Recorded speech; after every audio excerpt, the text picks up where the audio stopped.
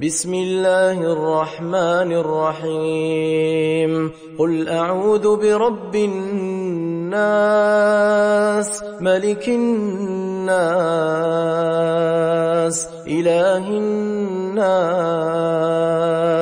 من شر الوسواس الخناس الذي يوسوس في صدور الناس من الجنة والناس. Bismillahirrahmanirrahim. Hai, Assalamualaikum. Welcome back to Cungkih Channel. Terima kasih akak ucapkan kepada semua kerana sentiasa support untuk channel ni, sentiasa menonton dan sentiasa memberi semangat pada akak. Hari ini akak akan sampaikan 2 kisah seram dan hari ini juga akak tak adalah cerita panjang-panjang tau. Okey, sebelum akak mulakan, akak doakan agar kita semua dipermudahkan segala urusan, dilimpah ruahkan rezeki dan diberikan kesihatan yang baik insya-Allah. Amin ya rabbal alamin. Jom bersama dengan akak.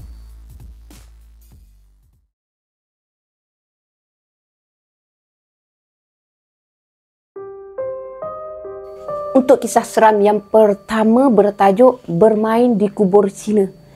Kisah ni ditulis oleh seseorang yang dikenali sebagai Al. Nama pendek yang betul. Al ni seorang lelaki yang berumur 26 tahun. Kisahnya bermula macam ni. Tapi sebelum tu Al kenalkan dulu member-member baik dia dulu. Ada 4 orang semuanya termasuk dengan Al sekali. Kiranya mereka ni sahabat yang kamceng habis lah. Boleh cakap tidur sebantal lah macam tu. Kalau nak buat apa-apa mesti bersama-sama. Member pertama Al ni nama dia Lan. Dia ni kepala otak memang jenis gila-gila sikit. Tiap-tiap malam mesti ada je idea-idea yang agak bernas untuk dijadikan aktiviti malam. Kiranya macam Tok Dalang lah dalam grup mereka ni. Member kedua nama dia Rais. Rais ni dia jenis hati kering. Memang kering kontang habis lah hati si Rais ni. Tapi dia ni slow sikit. Member Al seorang lagi ni nama dia Ajing. Ajing ni asal dari keluarga yang berada. Boleh dikatakan kaya lah juga. Dia lah yang selalu support untuk mereka ni kalau nak ke mana. Al pula, dia tukang sokong je. Iakan je apa yang member-member dia nak buat. Macam tu. Semua dah kenal kan? Mari kita mulakan kisahnya. Ni kisah zaman-zaman remaja Al. Budak-budak baru nak elok pula lepas SPM. Tengah tunggu result lah. Katakan time tu. Jadinya, tak ada benda sangat lah nak buat. So, adalah aktiviti yang dilakukan. Hari-hari kerja mereka ni lepak je. Malam-malam pun lepak. Ada satu malam tu, entah dari manalah datangnya idea si Lan tu nak pergi jalan-jalan dekat kubur Cina tau. Sebab Lan cakap, biarlah cakap orang Cina kan kalau selalu ditanam dengan harta. Minta maaf lah kepada kaum Cina. Sebab Al dia tak tahu pula betul ke tak. Manalah tahu kot tercicir 10-2 ke zaman tengah nakal. Dia fikir macam tu lah. Time tu budak-budak lagi. Nak cari jalan yang cepat punya pasal. Jadi yang Al pula otak dia tak berapa nak bijak. Dan mulut dia terasa gatal sangat. Dia nak pergi sokong dengan idea Lan tu. Si Rais dia steady je. Ajing pula dia tak nak ikut. Kata dia kubur yang Islam ni pun lihat kita nak pergi. Ni kan pula kubur Cina. Dia jawab macam tu. Ambil kau, kena stempek kau mah. Ambil masa jugalah. Mereka nak pujukkan si Ajing tu untuk ikut. Kalau tak bawa si Ajing tu, siapalah nak support minyak motor mereka? Si Ajing pula yang kaya, yang banyak duit. Pujuk punya pujuk, ikut juga akhirnya si Ajing tu. Lan dia tengok masa tu jam dekat tangan dia baru pukul 9.30 malam. Lagi setengah jam, kita gerak, katanya Lan. Isi minyak motor dulu, siap-siap. Si Ajing ni lah yang kena pau isi minyak motor macam biasa lah, macam tak biasa lah. Cukup pukul 10 malam, mereka pun gerak. Perjalanan tu ambil masa dalam 20 minit untuk sampai ke simpang jalan masuk. Dan 5 minit pula untuk sampai ke kawasan kubur Cina. Senang cerita, 25 minit lah nak sampai ke destinasi. Sampai dekat simpang masuk, Lampu jalan ada satu je dekat depan-depan. Lepas tu lagi satu betul-betul dekat depan kubur Cina tu. Mereka bayangkan, time tu kita lah bayangkanlah. Jalan kampung dengan tak ada lampu jalan rayanya, dengan jalan berlubangnya, dengan gelapnya, semak-samunnya. Tak payahlah nak cakap. Kiri kanan memang penuh dengan semak-samun. Dah macam masuk hutan rasanya tau. Lorong nak masuk pun seram gila babe. Dengan susah payah mereka memandu motor kapcai, akhirnya mereka sampai juga ke destinasi.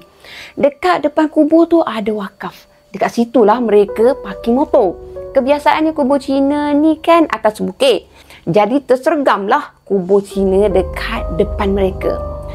Jadinya bermulalah aktiviti untuk memanjat bukit. Kepala ekspedisi memanjat bukit semestinya si Rais. Lepas tu Lan disusuli dengan Ajing, last kali Al. Dah rasa macam anak itik pula terkedik-kedik panjat bukit. Mereka tak ada bawa torchlight, nak suluh-suluh kiri, nak suluh kanan, semua bagai memang tak ada. Mereka guna lighter je sebab kan aktiviti tu kan on the spot. Lighter Zippo si Ajing tu punya.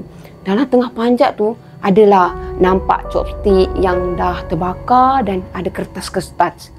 Tengah suluh dengan lighter tu, tiba-tiba je api padam. Macam kena tiup tau. Kau membayangkanlah, api lighter Zippo tu macam mana? Susah kan nak padam. Nak kata angin, tak rasa angin pun yang lalu time tu. Si Rais ni pula dia selamba je petik balik lighter tu. Dia cuba petik-petik. Di jalan depan sikit, api tu padam balik. Dia petik lagi. Dia jalan lagi, padam lagi. Seram. Petik 2-3 kali jugalah. Jadi macam tu. Si Rais ni pula siap cakap angin lalu kat tangan dia je. Tak ada lalu dekat yang lain-lain. Tak ada terasa. Memang tak rasa angin lah. Cuma lalu dekat lighter tu je. Rasa nak jentik je bibir si Mamat tu. Mereka pun teruskan panjat dengan sepenuh hati. Dah nak dekat sampai ke puncak lah. Mereka tetap juga memanjat bukit tu. Akhirnya sampai juga. Penat weh. Dalam keadaan penat tu masing-masing mulalah bertenggek dekat atas batu-batu kubur kat situ. Bukan atas kubur tapi atas batu lah. Dah macam kakak cantik lah pula si Al tu tengok masing-masing duduk bertenggek atas batu tu. Dekat puncak tu ada sebatang pokok kelapa. Tinggi gak lah pokok kelapa tu. Tak jauh dari tempat mereka bertenggek tu. Pokok kelapa tu kedudukannya macam tu lah. Dalam 5 ke 7 meter macam tu. Ajing dengan Lan, dia duduk menghadap pokok kelapa tu. Yang si Al ni dengan Rais, dia membelakangkan pokok kelapa tu. Dengan tak semena-mena, Al dia tengok si Ajing ni dari duduk bertenggek, dia bangun. Lepas tu, dia berjalan perlahan-lahan nak turun. Si Lan pun sama. Dari duduk menyandai elok je. Perlahan bangun, lepas tu dia menuju ke arah nak turun. Pelik pula lah dengan perangai diorang tu. Al pun dia toleh lah ke belakang. Dekat situlah Al nampak dekat belakang pokok kelapa tu ada sejenis lembaga tau. Lembaga berbungkus. Al tak tengok pula muka benda tu, tapi Al nampak susuk tubuh dia berdiri tegak je dekat belakang pokok kelapa tu. Bak kata mudahlah, lembaga gula-gula. Biasa dengar kan gula-gula. Al apa lagi, dia bingkas bangun dan dia larilah.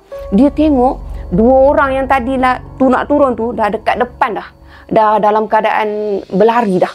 Baru 3-4 langkah Al lari. Member-member Al tu pun patah balik sebab Al nak tarikkan si Rais sambil cakap, ada benda weh kat belakang tu. Pokok kelapa tu ada benda weh. Dia nak cakap macam tu lah.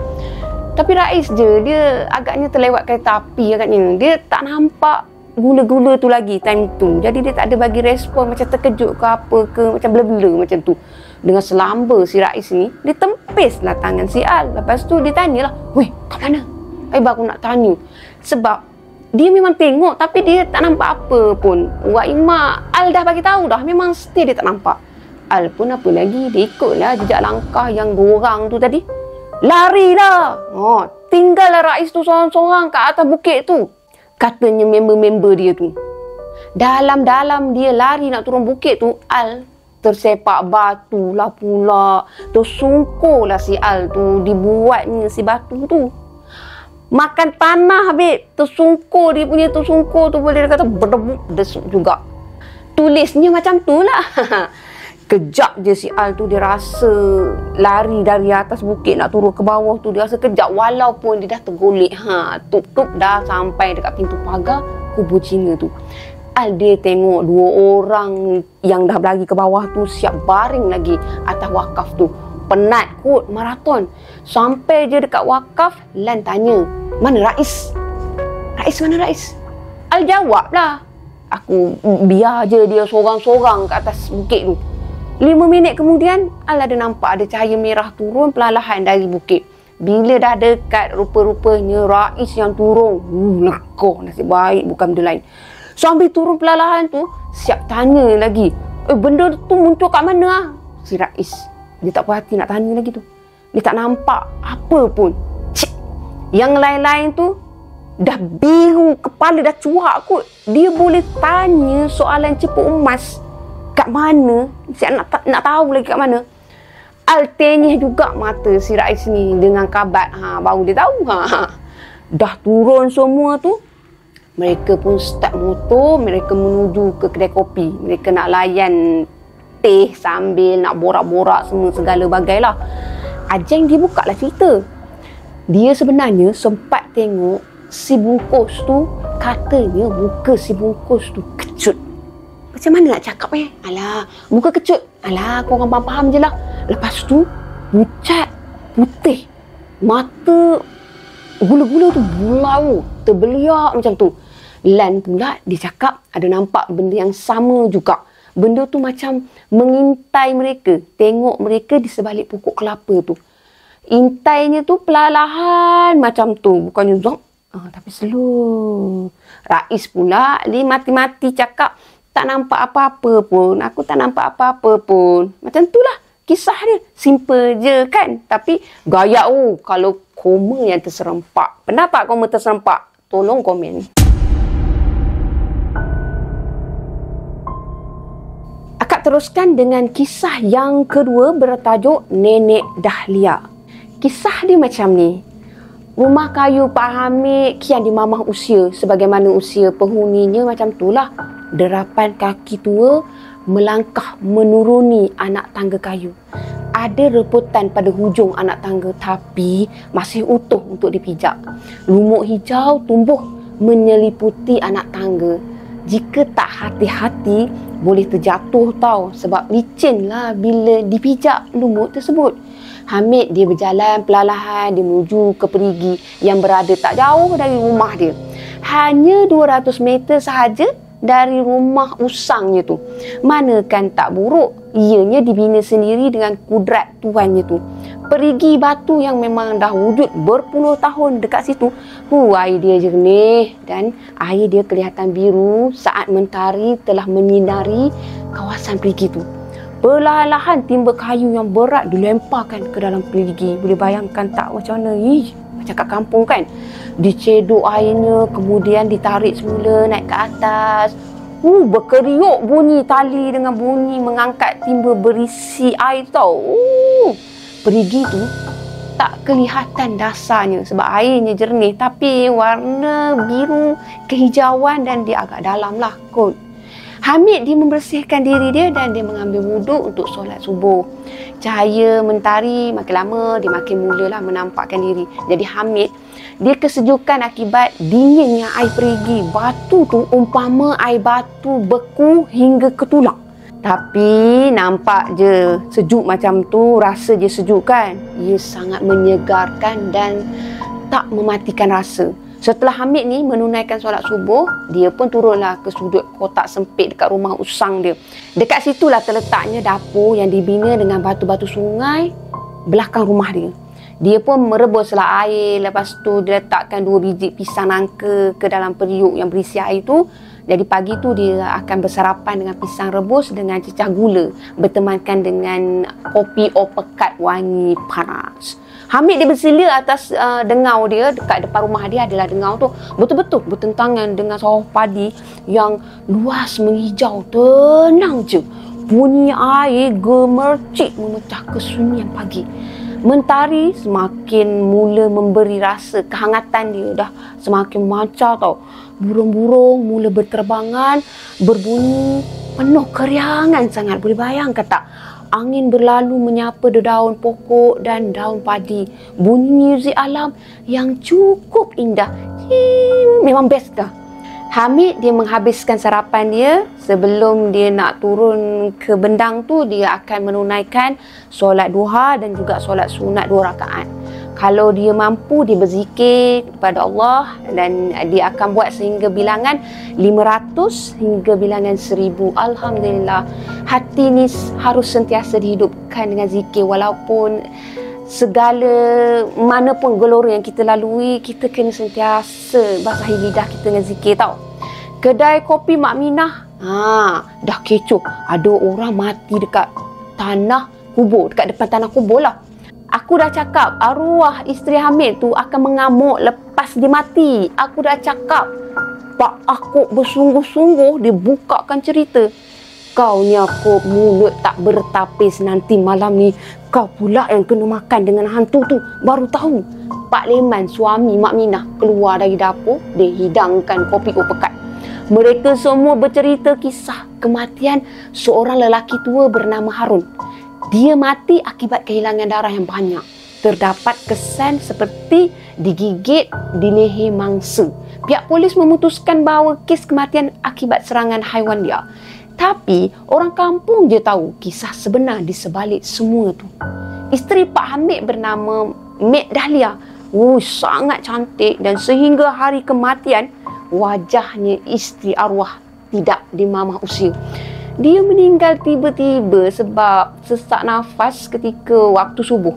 Mek Dahlia dikatakan seorang yang mempunyai ilmu hitam. Yang dipelajarinya Mek Dahlia tu daripada ayah angkat dia di Indonesia. Ilmu di mana dia akan kelihatan cantik dan mempunyai kekuasaan dalam mengubatkan orang. Pak Hamid dia tak tahu menahu kisah isteri dia yang terkenal sebagai pengamal ilmu hitam, sebab bagi Pak Hamid lah, keadaan isteri dia dekat rumah tu okey je, nampak normal, baik-baik je.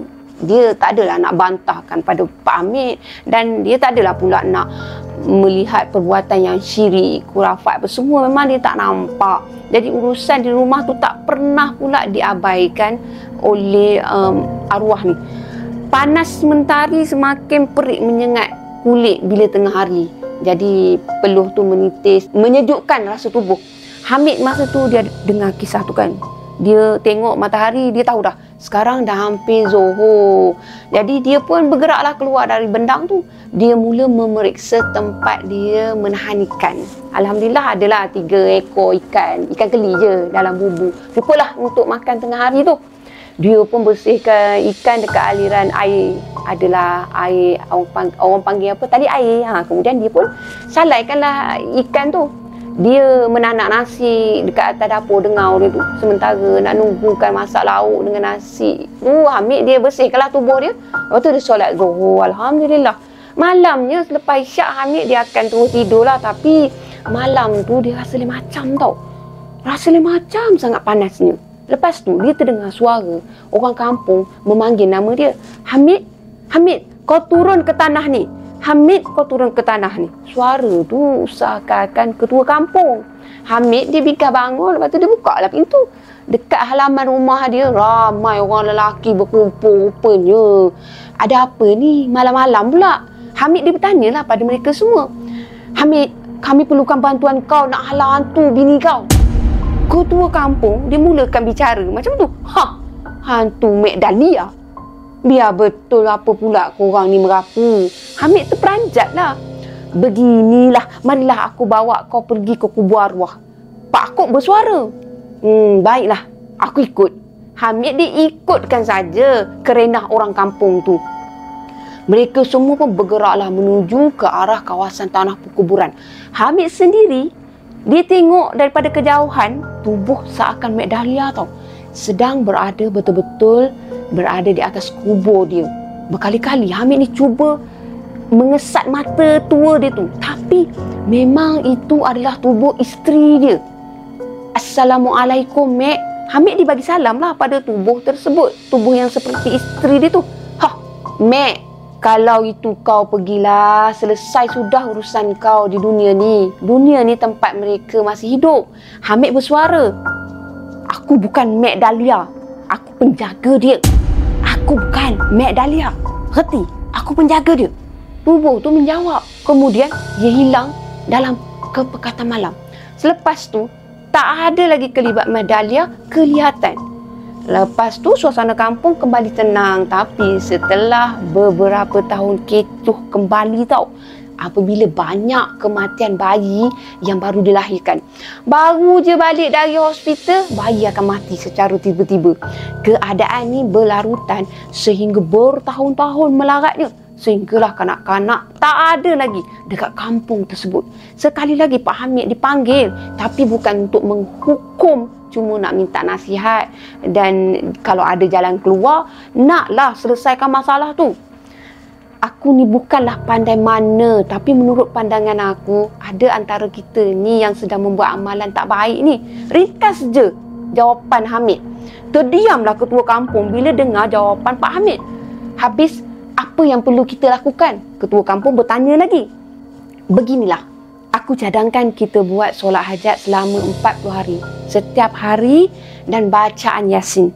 Kita mohon hajat agar Allah hancurkan musibah di kampung kita ni. Kalau boleh, biar cukup 40 orang dewasa.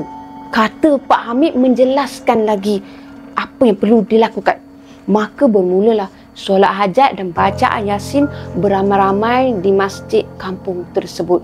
Alhamdulillah, jika tidak ada musibah ini, mesti tak adalah aktiviti selepas isyak dekat masjid kampung mereka tu.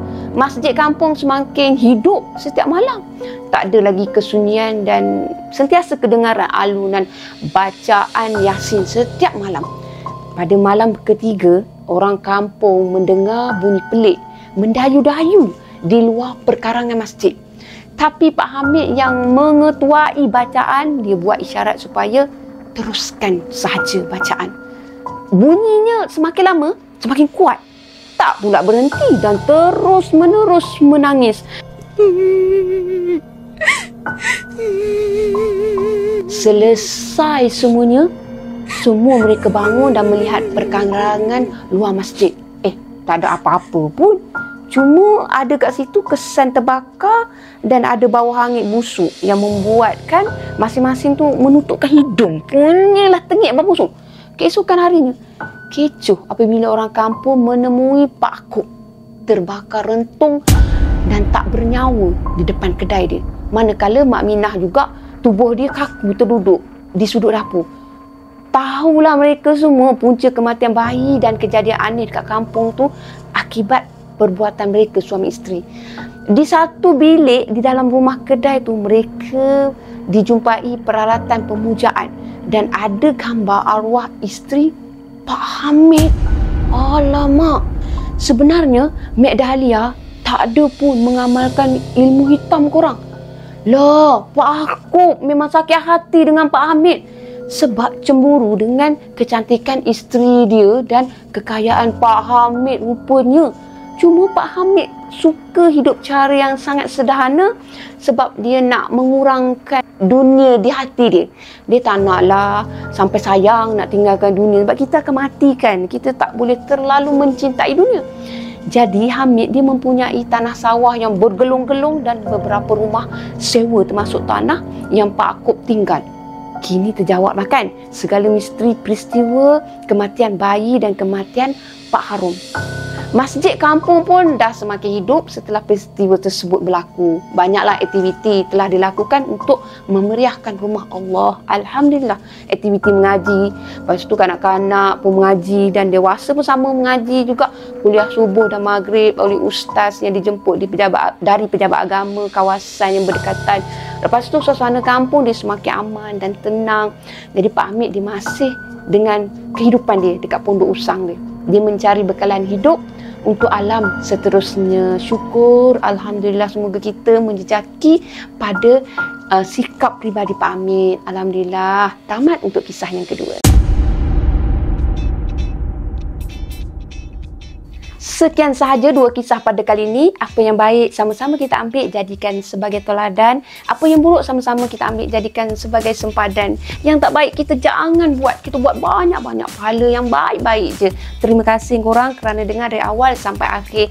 Bye. Jangan lupa like, share dan subscribe. Bye. Assalamualaikum. Bye.